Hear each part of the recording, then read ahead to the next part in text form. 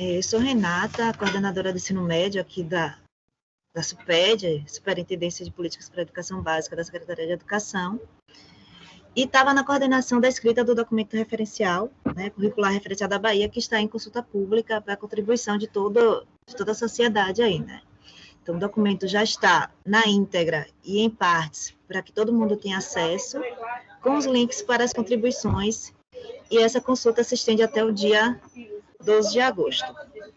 Então, assim, o objetivo desse encontro de hoje é apresentar para vocês a estrutura da formação básica, pensada pelos redatores, coordenadores de área e articuladores que atuaram dentro desse processo. Vale ressaltar que os professores são professores da rede, na sua grande maioria. Temos professores também da rede privada, professores da UFBA, né, um professor da UFBA e professor da rede municipal também. Então, o processo ele foi pensado por quem realmente está na escola, por quem realmente conhece essa estrutura da rede estadual, principalmente. De antemão, a gente vai colocar aqui alguns combinados para que a reunião ela aconteça e a gente consiga aproveitar mais esse tempo de 1 hora para apresentar para vocês a parte da formação geral básica. Pode passar, Roger.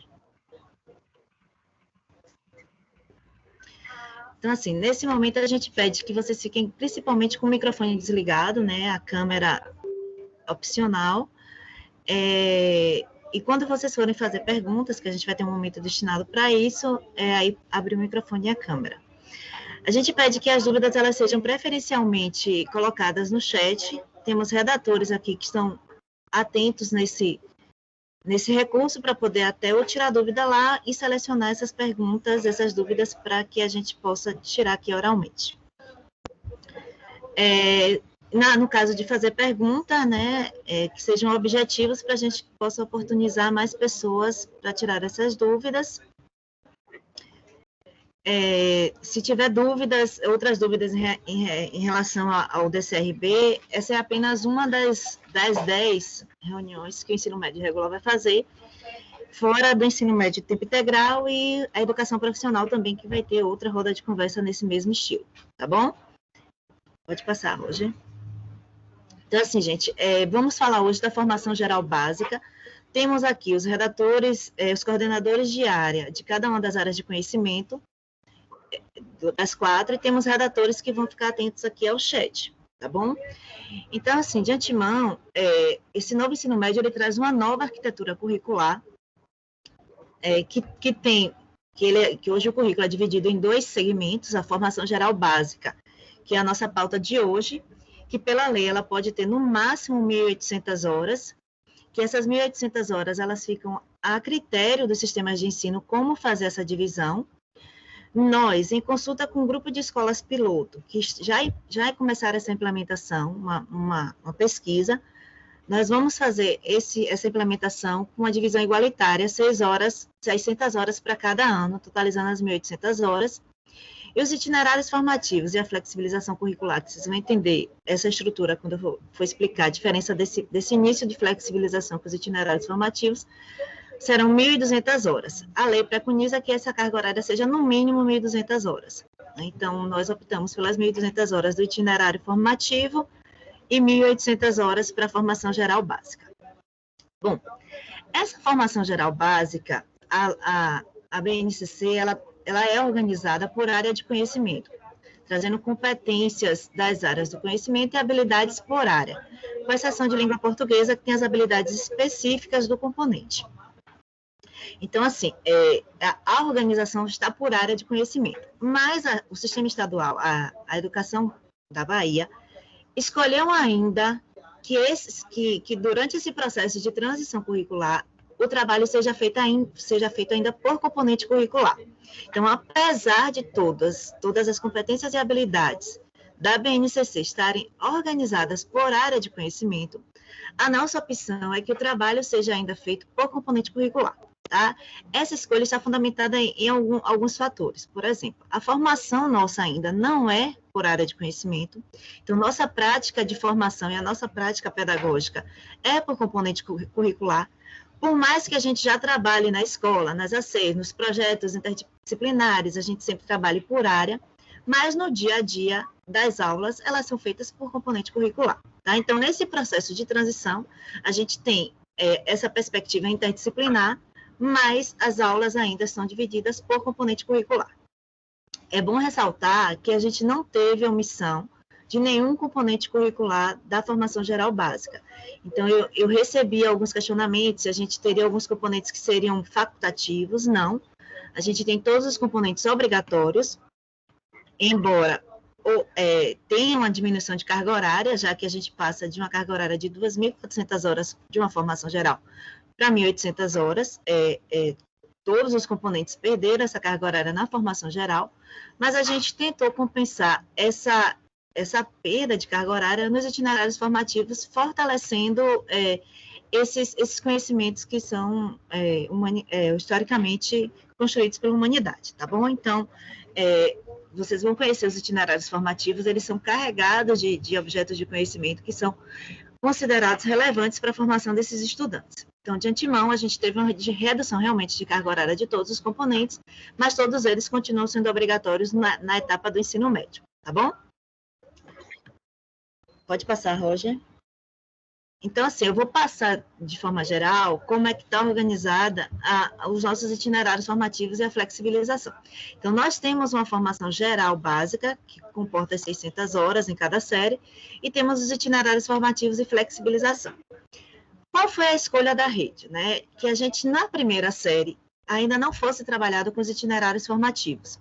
Na primeira série, a gente tem uma preparação, uma transição para que os estudantes entrem nesses itinerários formativos, com 5 componentes que são obrigatórios e um componente eletivo, que é onde o estudante vai escolher o que vai cursar. Essa eletiva é um componente que a escola vai criar, né, com base nas escutas e nas possibilidades reais que a escola tem de ofertar essa eletiva.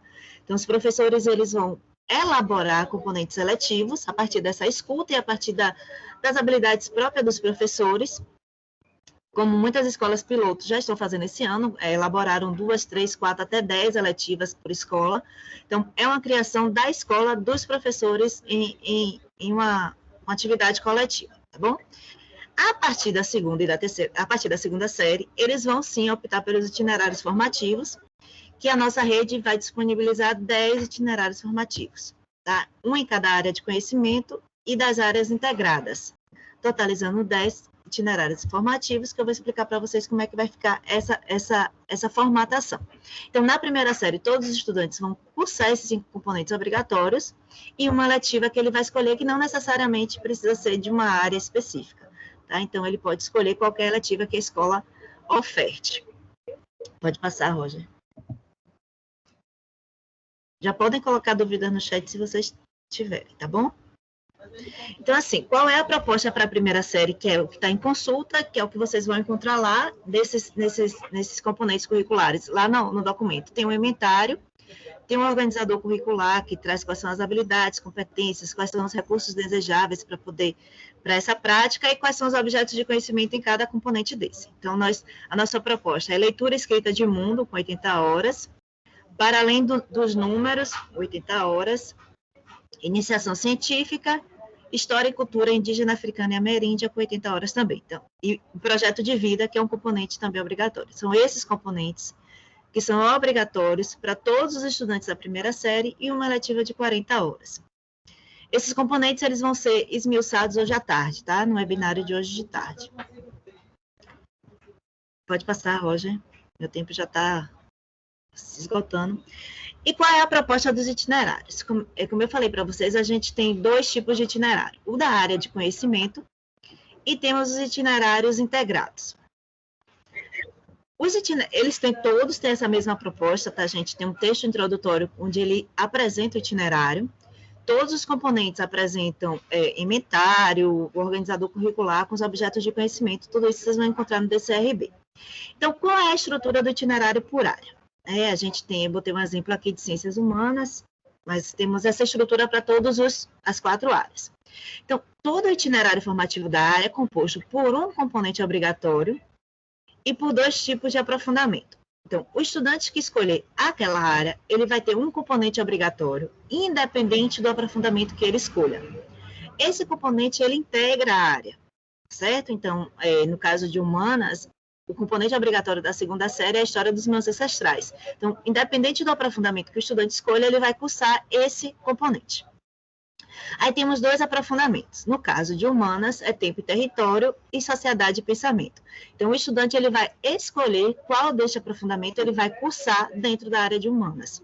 Então, a gente tem 2 componentes específicos para cada aprofundamento, a eletiva e o projeto de vida. Então, no caso de tempo e território, o estudante que escolher esse componente, ele vai ter que cursar o obrigatório, que é a história dos meus ancestrais, mais retratos do meu país e Bahia e seus recantos, tá? O estudante que escolher sociedade e pensamento, ele vai cursar história dos meus ancestrais, que é obrigatória para a área, pensar em poder e nossos direitos humanos. Projeto de vida, que é obrigatória também para qualquer aprofundamento nas quatro áreas. E ainda a eletiva com 80 horas, que vai ser ofertada pela escola, tá? Eu só vou pontuar aqui que a Secretaria de Educação está terminando uma versão de um catálogo de eletivas para inspirar a escola, né? Então, esse catálogo de eletivas tem lá detalhado como trabalhar algumas eletivas que foram produzidas por alguns grupos parceiros, pelos redatores, por professores do CJCC, por professores da UFBA, pela Politize. Então, a gente tem algumas eletivas para inspirar professores a criarem as suas ou até utilizar essas eletivas que já estão prontas, tá bom? Então, é esse o formato do itinerário formativo da área de conhecimento. Eu coloquei aqui de humanas, mas isso é para qualquer outro componente, tá bom? O integrado, ele não tem aprofundamento, tá? Esses itinerários integrados, eles integram 2 áreas de conhecimento, e foram pensados de maneira que esse estudante ele consiga desenvolver habilidades relacionadas às 2 áreas e traga objetos de conhecimento dessas 2 áreas.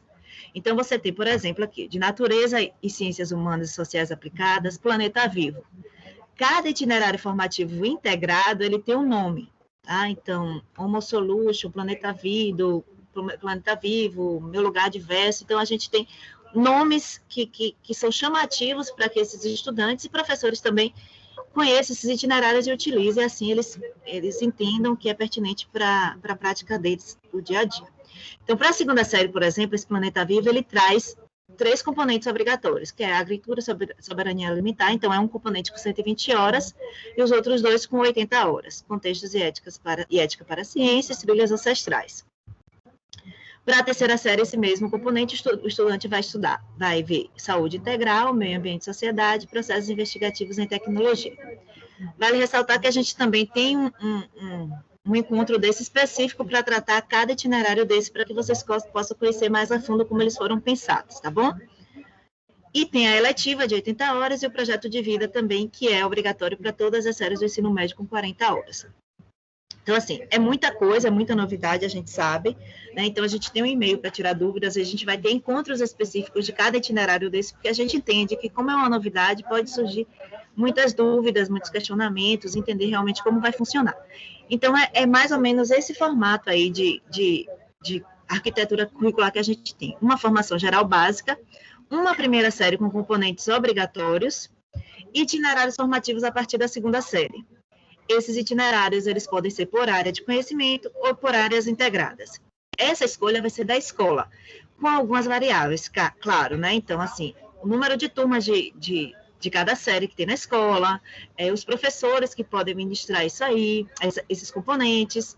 Então, assim, algumas estratégias também estão sendo pensadas pela secretaria. Então, assim, a possibilidade de 2 professores para o mesmo componente, já que não vai ter alteração na carga horária do professor, é só uma organização mesmo do sistema, que o SGE não permite, mas o novo sistema que a secretaria está adquirindo pode permitir isso aí. Tá? Então, formação de professor, que está no nosso escopo também, de planejamento. Então, algumas coisas estão sendo já planejadas para que esses itinerários realmente eles funcionem, tá bom? Então, assim, nessa perspectiva, a gente vai ter os coordenadores de área, falando um pouquinho de como foi pensada cada área de conhecimento na escolha do objeto de conhecimento, na escolha da habilidade, como foi feito esse processo para a formação geral básica dentro de cada área de conhecimento, tá bom?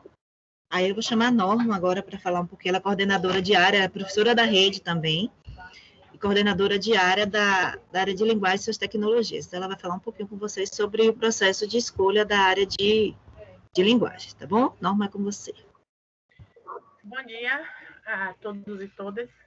Eu sou professora da rede estadual, como o Renato falou, e fiquei nesse trabalho com a coordenação e articulação da área de linguagens. Inicialmente, eu queria dizer que a área de linguagens, ela se vincula aos processos comunicativos, aos modos de acesso ao conhecimento, ao exercício da cidadania também e à produção do desenvolvimento cultural dos estudantes. E que linguagens são essas, né, que compõem essa área? Então, são as linguagens artística, a corporal e a verbal, que pode ser também representada pela oral ou visual motora, a linguagem brasileira de sinais, as libras, e a linguagem escrita propriamente dita. A linguagem, ela se constitui socio-historicamente pela produção de sentidos, e por causa disso, ela é o elemento que explicita as relações entre os homens e a relação desses homens com o mundo que nos cerca, que cerca todos nós, né? Então, a linguagem diz, a linguagem comunica. Dentro dessa área, de acordo com a BNCC, existem 4 componentes. Esses componentes são o que anteriormente a gente chamava de disciplinas, né? Então, são esses componentes que estão aí: língua portuguesa, língua inglesa, a educação física e a arte. Esses componentes, eles dialogam entre si no ensino médio, a fim de propiciar oportunidades para que os estudantes consolidem e ampliem os conhecimentos que eles adquiriram no ensino fundamental, né? E também as possibilidades de uso e de reflexão sobre as linguagens, sejam elas as artísticas, as corporais, as verbais, como eu já mencionei aqui, que são os objetos desses componentes que compõem a área de linguagens. Pode passar. A área de linguagens, ela tem algumas particularidades na BNCC, né? E como é que essas linguagens, elas circulam? Como é que elas são produzidas? Essa é uma das diferenças da área de linguagens dentro da BNCC. A área, ela tem o que a gente chama de campos de atuação social, que representam, né, as formas como a linguagem, ela é praticada, desenvolvida, realizada na prática, no dia a dia de cada um de nós. A BNCC considera que o trabalho com linguagens no ensino médio deve ter 5 campos de atuação social. Esses campos, eles transversalizam os 4 componentes da área, vinculando o uso das linguagens à vida de cada sujeito. E também eles possibilitam que o estudante participe de forma mais qualificada dos processos de uso da linguagem. Então, quais são esses campos, né? São, primeiro, o campo da vida pessoal. Esse campo, ele se vincula às lutas da juventude, aos desejos, aos anseios de futuro dessa juventude, aos seus projetos de vida. Por isso, esse campo de atuação social, ele articula, na verdade, os outros campos. Poderíamos dizer que ele é o campo que articula todos os outros. Um outro campo de atuação social da área de linguagens é o campo das práticas de estudos e pesquisa. Esse campo, ele se relaciona ao desenvolvimento das pesquisas, do conhecimento científico e a reflexão também desses estudantes no dia a dia sobre os usos da linguagem, né? Sobre os discursos. O campo jornalístico midiático, ele analisa os discursos da mídia, os seus interesses e a vinculação direta e a dependência dessas mídias com a publicidade. E aí, né, os resultados disso tudo na vida de cada pessoa. O campo de atuação na vida pública, ele contempla o estudo de textos legais, normativos, além dos reivindicatórios, na intenção de proporcionar aos jovens uma reflexão mesmo necessária para a sua participação ativa na sociedade e, principalmente, a busca pelos meios de transformar essa sociedade e as vidas de cada um deles. O campo artístico-literário é onde se evidenciam as manifestações artísticas, onde o estudante é levado a experienciar a apreciação estética e também onde se vivenciam os processos criativos todos, proporcionando, assim, o exercício da sensibilidade e a valorização das manifestações artísticas no dia a dia de cada jovem. Pode passar. Agora eu vou falar um pouco da estrutura propriamente dita do documento de linguagens, né? Então, na BNCC, a gente tem 10 competências gerais da educação básica. Na área de linguagens, a gente tem 7 competências específicas da área. Essas competências da área, elas explicitam como é que as 10 competências gerais da educação básica se expressam dentro da área de linguagens, né? E assim, isso se repete nas outras áreas também. As competências específicas, elas vão sempre estar vinculadas às competências gerais da educação básica. Essas competências específicas de linguagem, elas também dialogam com as competências da área de linguagens do ensino fundamental, que o estudante terminou, né? Só que, obviamente, com as adequações necessárias para o atendimento das especificidades da formação dos estudantes agora no ensino médio. Das 7 competências de área, da área de linguagens, nós temos 3 que contemplam cada uma um componente, ou 2 componentes, né? Então, a gente tem uma competência que contempla, que se relaciona mais, se vincula mais à arte e língua portuguesa. Não, desculpem, a inglês e língua portuguesa. Outra competência, ela se vincula mais à arte, e a outra à educação física. E 4 das competências de área, elas transversalizam, elas dialogam com todos os 4 componentes de linguagens. Agora, com relação às habilidades. A gente tem essas habilidades, elas existem para assegurar o desenvolvimento das competências específicas da área, né? E cada uma dessas competências é relacionada a um conjunto de habilidades também. Então, observem que tudo está interrelacionado, né, nessa proposta. Ela representa as aprendizagens essenciais, né, e indispensáveis que precisam ser garantidas no âmbito da BNCC a todos os estudantes do ensino médio. Essas são as habilidades. Então, a gente tem 28 habilidades da área de língua portuguesa, ou desculpem, da área de linguagens. Entretanto, a gente tem também 54 habilidades que são específicas de língua portuguesa, né? Isso evidencia também a importância dada nessa BNCC ao componente de língua portuguesa. Todas as habilidades da área e todas as habilidades de língua portuguesa também foram contemplados no DCRB da Bahia, na nossa base construída, né? Nessa parte da base. Elas estão dispostas no documento e estão vinculadas aos seus objetos de conhecimento, que é o que a gente chama de conteúdo mesmo, né? Conteúdo científico. Como vocês verão, isso aí estará explícito quando vocês forem ler o documento durante a consulta pública.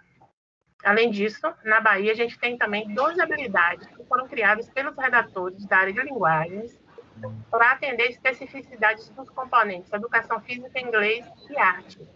Então, essas habilidades, quando vocês forem ler o documento lá, vocês vão ver que tem o símbolo BA. Então, habilidades BA são as habilidades criadas pelo Estado da Bahia, para complementar as habilidades da BNCC. Pode passar.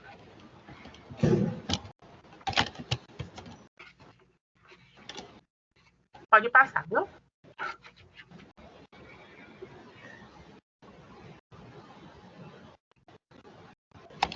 Obrigada. Para concluir, né, eu queria dizer que a escolha das habilidades e a construção desses objetos de conhecimento pela equipe de linguagens estabeleceu alguns critérios. Então, um deles foi a necessidade de aprofundar e consolidar os estudos desenvolvidos na etapa do ensino fundamental, que é uma orientação básica, né, e fundante para a construção desse currículo do ensino médio. A gente precisava vincular o que estávamos propondo para ser trabalhado em cada escola da rede do Estado, com os conhecimentos que deveriam ou foram desenvolvidos na etapa do ensino fundamental. Também a importância de compreender os fundamentos científicos e tecnológicos e a relação entre teoria e prática. Então, quando construímos esses objetos, a gente fez muita questão e teve muita preocupação em construir de maneira que os conhecimentos científicos estivessem presentes e que esses objetos permitissem ao professor, né, no seu desenvolvimento das suas metodologias, encontrar meios de vincular a prática e a teoria no trabalho na sala de aula. Também a complexidade de cada habilidade a ser desenvolvida, ou seja, habilidades mais complexas seriam desenvolvidas pela nossa proposta após as habilidades consideradas mais simples. e também a importância de garantir o acesso aos conhecimentos científicos historicamente desenvolvidos pela humanidade. Essa foi uma preocupação de toda a equipe desse DCRB, no sentido de que, apesar da redução de alguma carga horária, a gente conseguisse garantir aos nossos estudantes que a ciência, os conhecimentos científicos estivessem presentes dentro da escola, né? especialmente agora, nos tempos que nós estamos vivendo. Isso foi uma preocupação constante da nossa equipe. Então, gente, preliminarmente era isso. Eu quero agradecer a atenção. Obrigada.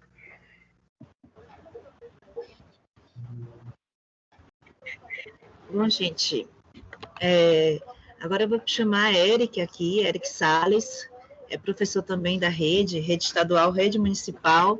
Ele vai falar um pouquinho da formação geral básica da área de ciência da natureza e suas tecnologias. Minha área, né? Pronto. Bom dia, pessoal. A área de ciências da natureza, ela compreende química, física e biologia, né, sendo esses três componentes. Às vezes a gente vê a química e a física mais como componentes parecidos com exatas, né? Mas eles se integram aqui na área de ciência da natureza, e se relacionam aqui nessa área. Pode passar, por favor. Pronto. Então, aqui tem uma organização que mostra, como já foi mostrado por norma, né? Todas as áreas têm as 10 competências gerais da BNCC, assim as competências da BNCC estão organizadas em 10 gerais. Na área de ciências da natureza, a gente tem essas 3 competências específicas, que a gente vai falar um pouco mais sobre elas no próximo momento aqui, no próximo slide. E as 26 habilidades que são organizadas aqui nessas 3 competências. Eu faço um destaque para essa próxima coluna aqui, né, que fala das unidades de conhecimento. Aqui no ensino médio, a gente tem matéria e energia e vida, terra e cosmos. Mas lá no fundamental, a gente vê que tinha matéria e energia, vida e evolução e terra e cosmos. Eram 3 unidades. E aqui no ensino médio passam a ser 2. Aí a gente percebe aqui que há uma integração maior. E é isso que vai acontecer muito aqui no ensino médio, né? Essa inter-relação, esse aumento de complexidade, os objetos, as competências, elas se interrelacionam muito mais. E é exatamente essa maior complexidade que a gente percebe aqui no ensino médio. Tá bom? E aí os objetos são todos contemplados aqui. A gente não teve perdas de objetos de conhecimento, como a Renata destacou no começo, né? Tá tudo mantido, só a arquitetura é que a gente teve muitas inovações aqui nessa proposta. Tá bom? Vamos falar um pouquinho agora das competências. Pode passar, por favor? Sério? Pronto, eu separei aqui as 3 competências, são 3, então dá para a gente falar um pouco mais, com mais atenção, maior destaque sobre elas. Essa competência 1, chamei assim de competência 1, analisar fenômenos naturais e processos tecnológicos com base nas interações e relações entre matéria e energia. Eu vou dar uma pausa aqui para dizer que no ensino fundamental não é tão óbvio, não é tão detalhada, né? Não é tão explicitada, melhor dizendo, a relação entre matéria e energia. A gente vai fazer essa relação muito maior aqui no ensino médio, né? Unir, aproximar os conceitos de matéria e energia. Já é um ponto aqui de maior complexidade que a gente percebe no ensino médio. Vamos continuar. Para propor ações individuais e coletivas que aperfeiçoem processos produtivos, minimizem impactos socioambientais e melhorem as condições de vida em âmbito local, regional e global. Mais para frente a gente vai ver que essa competência ela ajuda, ela ilumina, né, os critérios que a gente vai trabalhar mais tarde, que eu vou apresentar aqui daqui a pouquinho no próximo slide. Pode passar, por favor, Rogério.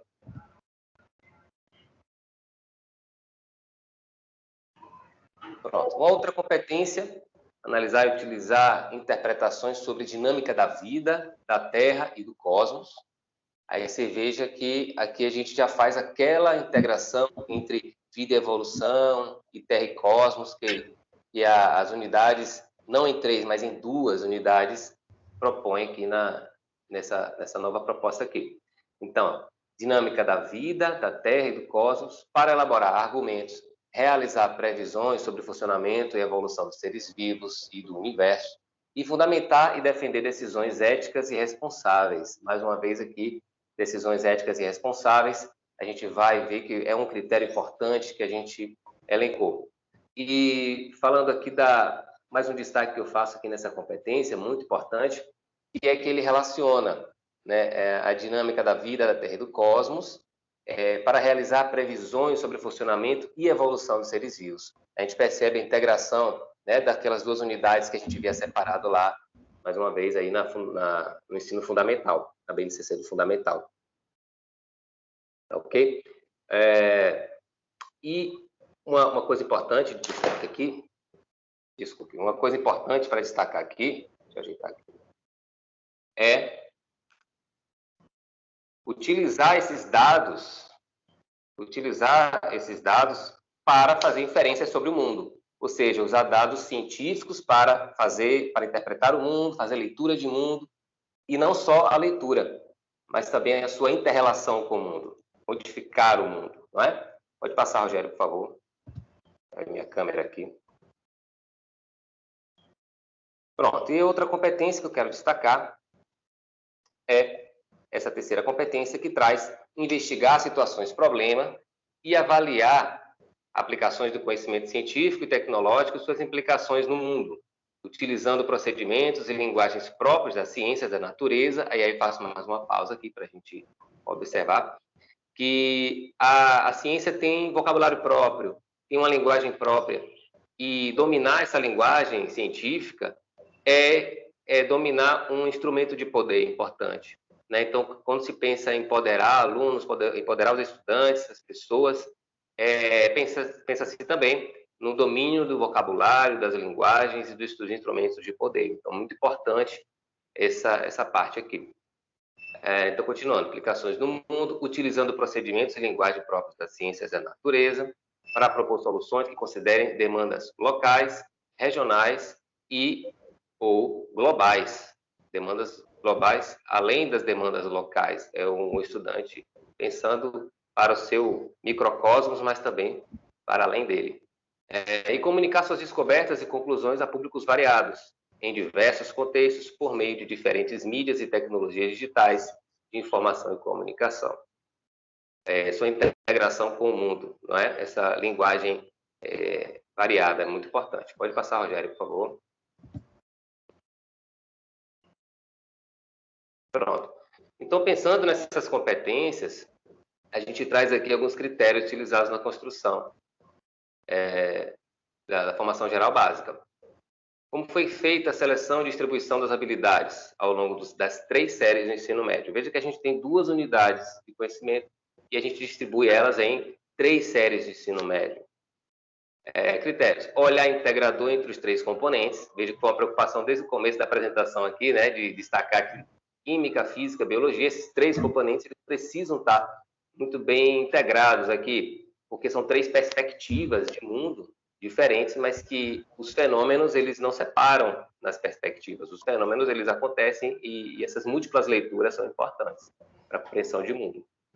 E atenção a temas como ética na pesquisa, sustentabilidade e desenvolvimento de tecnologias. Ok?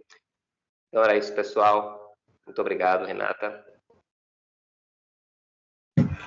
Obrigada, Eric. Agora a gente vai para a área de matemática, não é isso?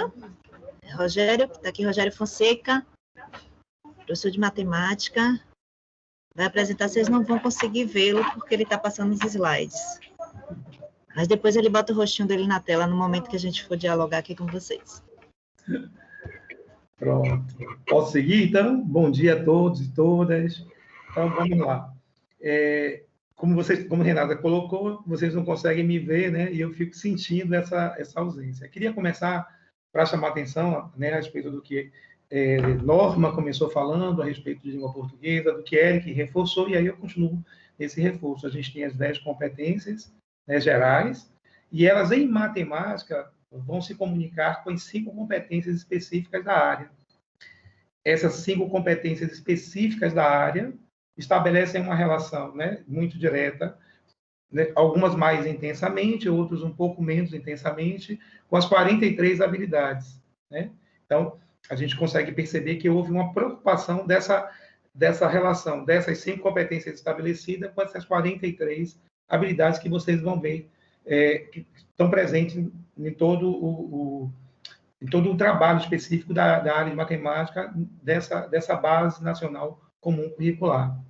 E chamar a atenção de novo, e que essas 43 habilidades também estão intimamente ligadas com as competências, com as 10 competências gerais, conforme está lá posto no documento, né, no DCRB da Bahia do ensino médio. E aí, essas 43 habilidades, normalmente, né, ou dentro dessa perspectiva, elas estão estabelecendo uma comunicação com as unidades de conhecimento, que já se chamaram como outros nomes e que passou a se chamar no ensino médio unidade de conhecimento, que são os campos número, álgebra, geometria, grandezas e medidas, probabilidade e estatística. E aí eu queria dar um destaque especial, que, assim, até por uma prática recorrente nossa, né, desde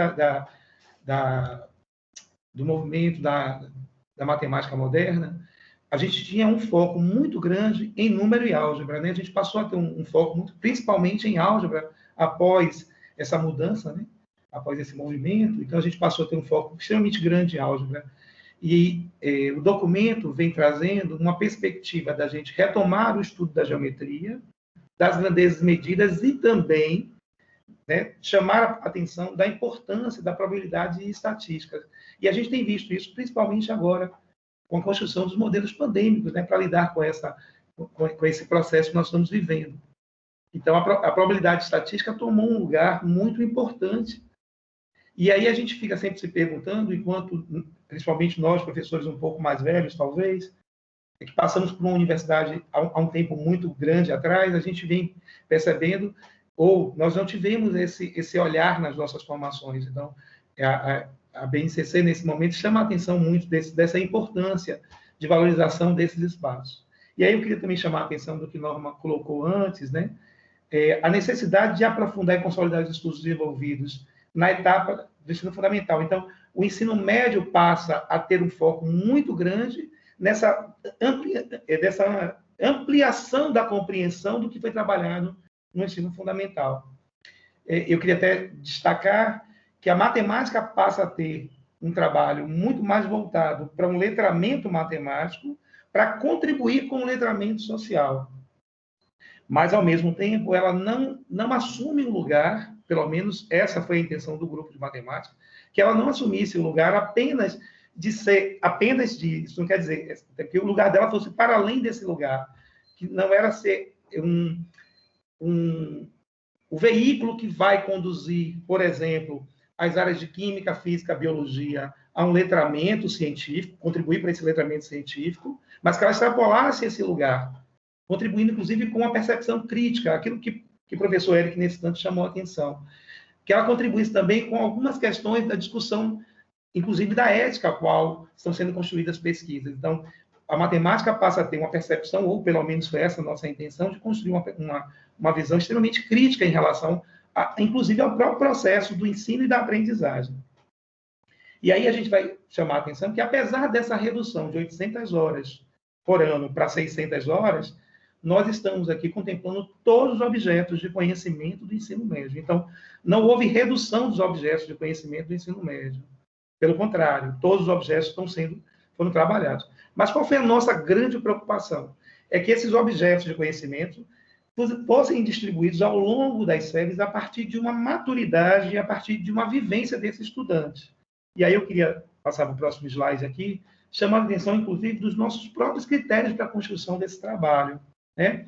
A gente teve muita preocupação, ou o grupo de matemática teve muita preocupação, que, para além da necessidade de aprofundamento do ensino fundamental, para além da necessidade desse letramento matemático ser estabelecido ao longo dessas 3 séries do ensino médio, a gente sabe muito bem que a proficiência dos nossos estudantes comprometem outras áreas de conhecimento, por exemplo, quando os nossos estudantes não conseguem trabalhar com os números racionais adequadamente, ele compromete o trabalho do professor de química, né? Quando está, por exemplo, trabalhando com balanceamento de equações químicas.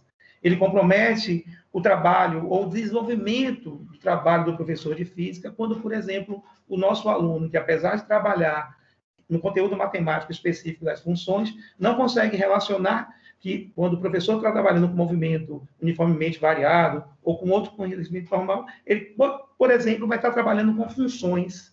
Então, quando o aluno não consegue construir essas relações mais simples, a gente sabe que o comprometimento desses conteúdos com certeza vai se efetivar. E aí a gente também pensou, olha, os nossos alunos também precisam aprender a fazer leituras de gráficos, inferir informações nos gráficos, para que possa contribuir, inclusive, com os professores de história, quando estão trabalhando com alguma informação. Essa questão de entender o que é uma causa e o que é uma consequência, isso também é fruto de um trabalho, né, de nós, professores de matemática. Então, nesse sentido, a gente também pensou nessas muitas correlações. E, então, essa distribuição dessas habilidades, dessas competências, também foram pensadas a partir dos elementos que poderiam ser ligantes a cada ano de aprofundamento desse trabalho. Então, o que é que nós vamos ter? Nós nos preocupamos que, ao longo desses 3 anos do ensino médio, essas habilidades tivessem relação direta com os objetos de conhecimento. E aí, nós também pensamos que, olha, além dele ter relação direta com os objetos de conhecimento que estão sendo trabalhados ao longo dessas 3 séries do ensino médio, a gente também precisa pensar na maturidade com a qual esses alunos estão trabalhando, ou a qual esses alunos chegam. Por exemplo, o ensino médio no Brasil inteiro, no primeiro ano, é a série que mais reprova em todo o território nacional. E por que será que esses alunos chegam, muitas vezes, desprovidos de algumas percepções, de algumas leituras matemáticas? Por exemplo, eles chegam com dificuldade de construção de pensamentos algébricos, eles chegam com dificuldades de construção de raciocínios numéricos, e isso vai comprometer as outras áreas de conhecimento. Mas nós sabemos que, ao longo desses anos, né, do primeiro, do segundo e do terceiro ano, esses alunos vão amadurecendo ao longo do processo. Mas nós precisávamos pensar nessas habilidades. Então, por exemplo, o que é que nós vamos ter lá? Habilidades que vão ser vistas no primeiro ano e que voltam a ser aprofundadas no terceiro ano, ou habilidades que são vistas no primeiro e que são aprofundadas no segundo, mas apesar de eu não trabalhar diretamente com ela no terceiro ano, ela vai servir de elemento fundante para a construção de uma outra habilidade no terceiro ano. Então, dentro desse quadro, foi como nós fomos construindo essas distribuições ao longo das 3 séries. Então, o que a gente pede é que, quando vocês acessarem os documentos do ensino médio, que fala especificamente sobre o FGB, né, que a gente tenha esse olhar a respeito dessa distribuição, a respeito de como foi complexo essa montagem desse quebra-cabeça, como foi complexo levar em consideração tantos elementos para que esse aluno possa construir esse letramento matemático e, consequentemente, a matemática construída no ensino médio possa também servir para esse letramento social. Ok? Então, eu queria parar por aqui e agradecer a Renata a oportunidade de estar apresentando esse trabalho. Obrigada, Rogério. Agora vamos falar um pouquinho para a área de humanas, que está aqui o professor Saulo Dourado, para falar um pouquinho da organização da área de humanas na formação geral básica. A palavra é com você, Saulo. Opa, Renata, obrigado. Olá, bom dia. Bom, como vocês devem estar ouvindo, eu estou no colégio, e assim, mas acho que a gente consegue manter esse papo bem direto aqui.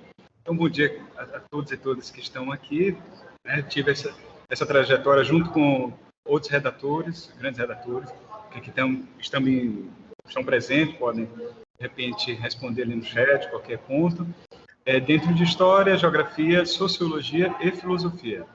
Certo? Então, a gente vai conhecer aqui dessas competências gerais, competências específicas e habilidades, de que maneira esses 4 componentes eles vão fazer uma relação. Eles vão, ao mesmo tempo, se conectar e, ao mesmo tempo, apresentarem suas especificidades, né? E assim, eu não sei se vocês já tiveram esse contato mais imediato. Algumas pessoas vinham me perguntar, assim, quando eu olhava a BNCC, via a partir das competências gerais, via das competências específicas de humanas, assim, perguntando, e aí, como é que a gente se encaixa dentro desses objetos previstos aí por essas competências e habilidades? De que maneira, por exemplo, filosofia está contemplada ali, sociologia. Aí alguns colocavam, sociologia eu consigo ver ali pela competência 5, ali alguns aspectos da indústria cultural, de política, e aí eu vi o patrimonialismo para ver também a questão da história. E de filosofia chegava, mas será? Seria só essa habilidade aí, número 1 da competência 1, identificar narrativas filosóficas, econômicas, que outras competências e habilidades também tenham a ver com o nosso componente. Então, talvez alguns tenham a experiência, eu já tive a experiência assim em prática de colégio, de ter que vincular o objeto de conhecimento, que seria do planejamento anual, do planejamento, às vezes, semanal, de linkar com aquilo que está sendo trabalhado, digamos, como a gente chama tradicionalmente conteúdo, para vincular a habilidade a ser trabalhada. Então, essa mesma questão se estabeleceu na escrita, no desenvolvimento dessa redação. De que maneira haveria um organizador curricular presente já nessas competências e habilidades, e o que a gente poderia ir além da BNCC? Diga. Opa. Então, aqui nas competências específicas, temos 6 em ciências humanas, as habilidades são 32, assim, são 4 competências que têm 6 habilidades e 2 que têm 4. E assim, existem os eixos temáticos em que vão ser trabalhados, isso já previsto ali desde a BNCC. Vocês leem assim o texto introdutório do documento federal, vão vendo que tem essa organização e que vai ser recolocada ali dentro do nosso documento de organizador curricular. Vocês vão ver reaparecerem essas 4 expressões, dessas 4 divisões de eixos temáticos, que vão estar presentes tanto na primeira série quanto na segunda e terceira série, vinculando-se a temas que se liguem ao mesmo tempo aos 4 componentes. Então, temos tempo e espaço, temos território e fronteira, indivíduo, natureza, sociedade, cultura e ética, e política e trabalho. Assim, nesse intuito, se imagina, se coloca que os objetos de conhecimento estejam também organizados por esse tema, em diálogo com as habilidades que têm, assim, digamos, uma cabeça de área, um tópico maior a partir dessas competências específicas. Então, os objetos de conhecimento contemplam todas essas habilidades que são vinculadas a essas competências específicas. Assim, há uma distribuição ao longo de todo o ensino médio, toda essa base, desses objetos relacionando-se a essas habilidades. Então, por favor, mais um slide aí para frente. E aí a gente conversa um pouco sobre os critérios de criação, essa criação, digamos assim, de organização, de conversa, de diálogo, para estabelecer esses objetos de conhecimento que possam estar presentes no organizador curricular. E o que se colocou, se trouxe como metodologia de estudos, assim, claro, tendo uma relação com essa BNCC federal, assim, ela é uma base, mas a gente pode, além dela, e nós, assim, em geral, assim, a equipe toda de redação, em geral, e em humanas se enfatizou que o que poderia ser, digamos, essa extrapolação na BNCC federal é justamente as especificidades, não só dos componentes, assim, eles terem, aparecerem mais, assim, terem uma manifestação maior de suas, assim, daquilo que lhe é próprio, daquilo que lhes é próprio, como também um vínculo com a regionalização a mais, que também foi um critério para se criarem habilidades que foram desenvolvidas. Nós somamos algumas habilidades da BNCC federal para a BNCC estadual, em que justamente se priorizasse, uma maior regionalização, assim, como é que eu estou falando de história, como é que eu estou falando de geografia, sem também estar presente com a história e a geografia baiana. Como é que eu não falo do relevo do sertão, como é que eu não falo ali do clima semiárido, ao mesmo tempo se vinculando com as formas de desenvolvimento daquelas comunidades historicamente, e assim, desse vínculo maior do que também pode ser a história da Bahia, e colocando-se também como análise social dessas tantas comunidades que formam a nossa região. Então, isso foi colocado, estabelecido como critério também para os objetos de conhecimento, para a criação de habilidades. E que se pôs, então, que poderíamos equilibrar, ao mesmo tempo, a tradição dos conteúdos, ou seja, o que os professores e as professoras já consideram, a partir de suas disciplinas, assim, a partir de seus componentes, como o currículo próprio de História, de Geografia, de Sociologia e Filosofia, com essa tradição de conteúdos, ao mesmo tempo em que a gente pudesse colocar possibilidades críticas, no sentido de trazer protagonismos que não estão tradicionalmente postos. E, assim, pensar mais, por exemplo, na história afro-brasileira, nos aspectos mais indígenas, o pensamento indígena, pensando também, digamos, teoricamente, pela sociologia, pela filosofia, como tópicos como filosofia africana, questões que envolvam identidades, envolvam gênero, que ao mesmo tempo sejam objetos de investigação.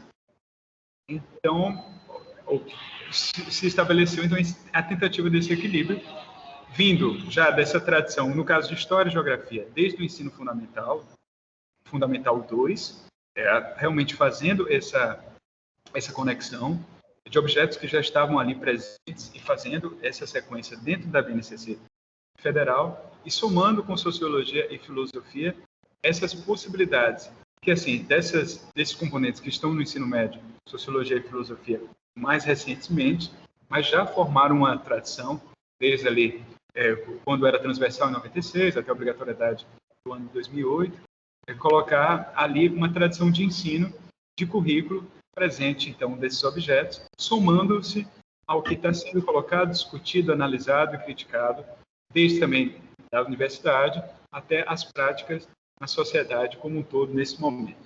Então, esse foi esse embasamento, esse foi a nossa meta, esse é o objetivo em comum, e que eu acredito assim que tenha sido, para nós, assim, os redatores, uma equipe maravilhosa, foi bastante enriquecedor, que a gente vai continuar em diálogo com vocês, com quem está nos escutando, quem está pronto assim para colaborar também, para ser de algum modo também, para redigir junto, para colocar seu acréscimo junto a essa consulta, em que a gente possa somar de tudo isso o melhor organizador que a gente possa construir juntos, tá bom? Então, obrigado. Obrigada, Saulo.